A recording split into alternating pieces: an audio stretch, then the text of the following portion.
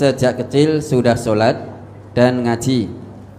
Tetapi setelah jadi muda umur 18 tahun saya jadi sakit jiwa. Saya kadang mikir, saya sudah berusaha bertakwa kok masih sakit jiwa. Sedangkan orang yang tidak sholat dan tidak ngaji kok malah sehat jiwanya.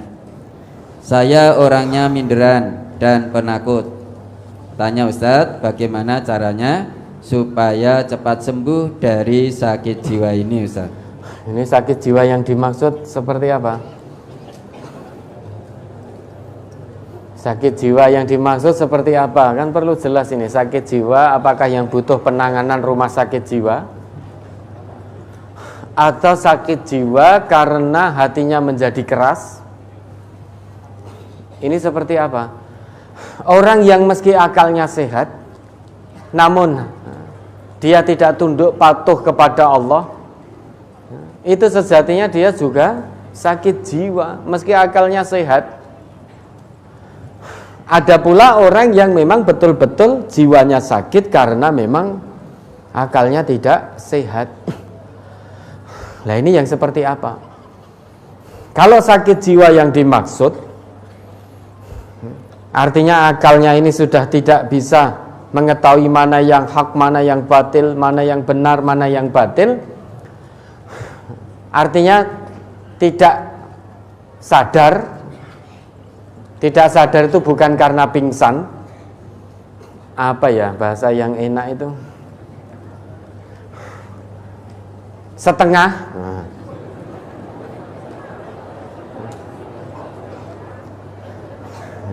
Kalau yang dimaksud seperti itu berarti rufi'al qalam, diangkat pena. Saat akalnya sedang jalan-jalan, artinya dia sedang kambuh, tidak tahu mana yang benar, mana yang salah, berarti dia saat kambuh itu dia diangkat pena. Tidak ada beban syariat. Tidak sholat, tidak dosa, wong sedang kambuh, akalnya sedang tidak sehat, jiwanya sedang tidak sehat. Namun minum obat, kemudian jiwanya, akalnya kembali sehat. Saat kembali sehat itulah beban syariat kembali kepada dirinya, wajib sholat lagi. Lah bagaimana itu ada orang yang tidak sholat kok tidak sakit jiwa? Tidak usah kepingin yang seperti itu ya. Dia tidak sholat, tidak sakit jiwa, tapi di sisi Allah dia dianggap orang mati. Orang mati gak ada manfaatnya. Kata Nabi kita, masalul ladzi yadhkuru rabbahu walladzi la yadhkur kamasalil hayyi au masalul hayyi wal mayyit. Perumpamaan orang yang hidup di dunia ini dengan terus ingat kepada Allah, dengan orang yang menjalani hidup tanpa ingat kepada Allah, masalul hayyi wal mayyit, seperti orang yang hidup dan orang mati. Meski dia masih hidup, akalnya tidak sakit, namun dia terus maksiat kepada Allah, itu kata Nabi kita, dia dianggap sudah mati oleh Allah. Meskipun tidak mengalami sakit jiwa, namun dia dianggap sudah mati oleh Allah. Lebih dahsyat toh, sudah dianggap mati oleh Allah. Meski jiwanya tidak sakit sebagaimana yang sedang panjenengan alami. Tidak usah kepingin. Bagaimana biar cepat sembuh? Pertama, ikhtiar insani dilakukan, terus berobat. Apa yang menjadi nasihat dokter jiwa, tunaikan dengan maksimal. Kalau dokter jiwa itu mengatakan ini jangan sampai putus obatnya, maka terus minum obat itu, insya Allah sudah terukur obatnya. Kemudian berdoa, mohon kepada Allah agar diberi kesabaran, kalau perlu diberi kesembuhan. Sebagaimana dulu pernah ada seorang perempuan yang berkulit hitam. Pernah Ibnu Abbas mengatakan kepada seseorang, ala urika imra'atan min ahlil jannah. Maukah aku tunjukkan kepadamu seorang perempuan ahli surga? Maka orang tadi mengatakan, bala, mau. Kemudian Ibnu Abbas melanjutkan perkataannya, hadhil mar'atus sauda'u, perempuan berkulit hitam ini atatin nabiyya sallallahu alaihi wasallam faqalat, pernah datang kepada Rasulullah kemudian mengatakan, inni usra'u wa inni atakasyafu fad'allaha li. Ya Rasulullah, sesungguhnya aku ini mengidap penyakit ayan.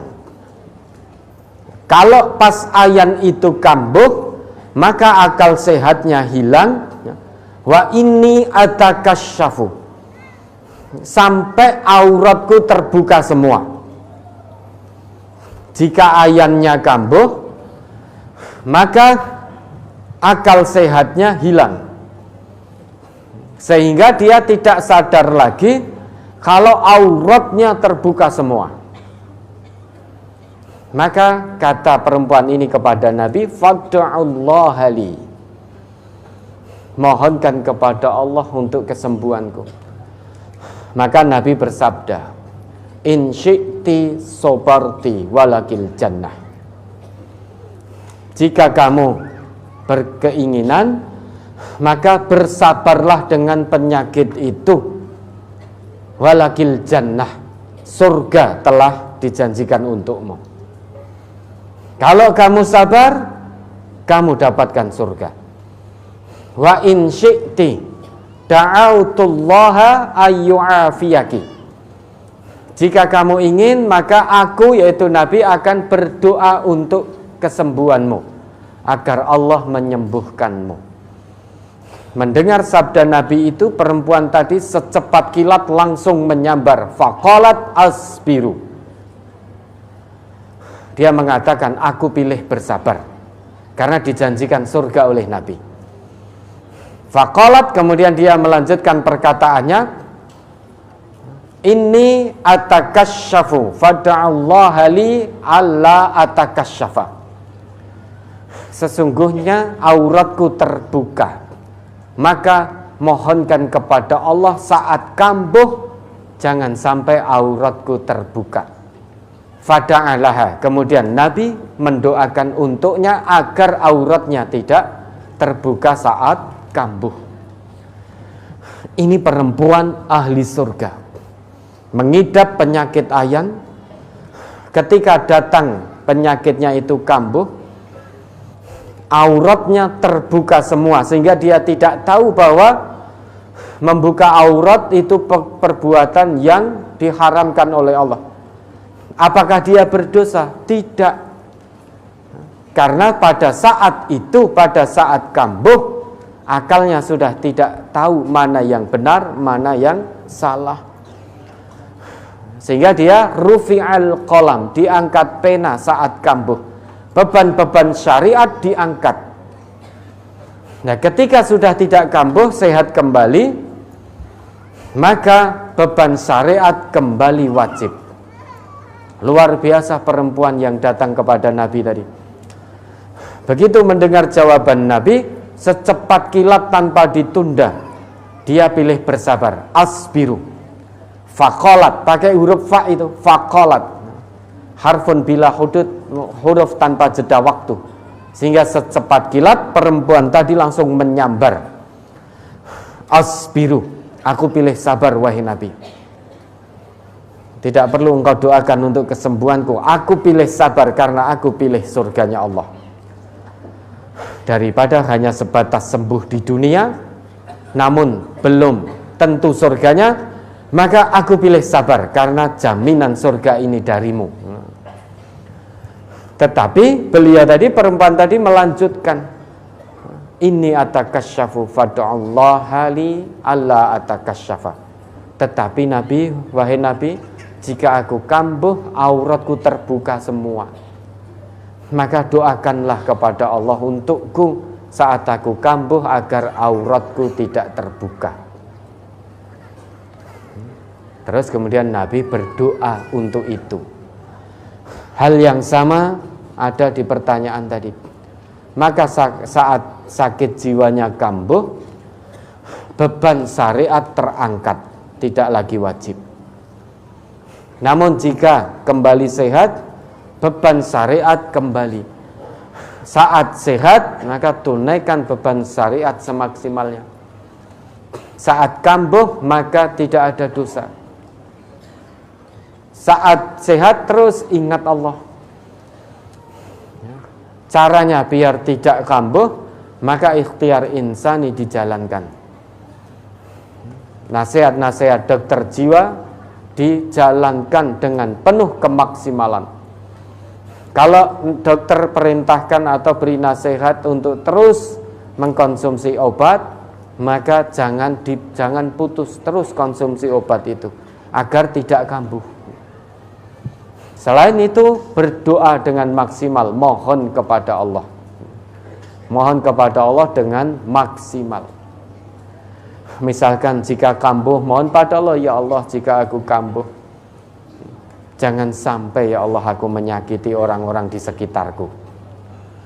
Mohon ya Allah jika aku kambuh, jangan sampai aku menyakiti keluargaku atau orang-orang yang ada di sekitarku. Jika aku kambuh ya Allah, mohon Engkau tutup auratku ya Allah.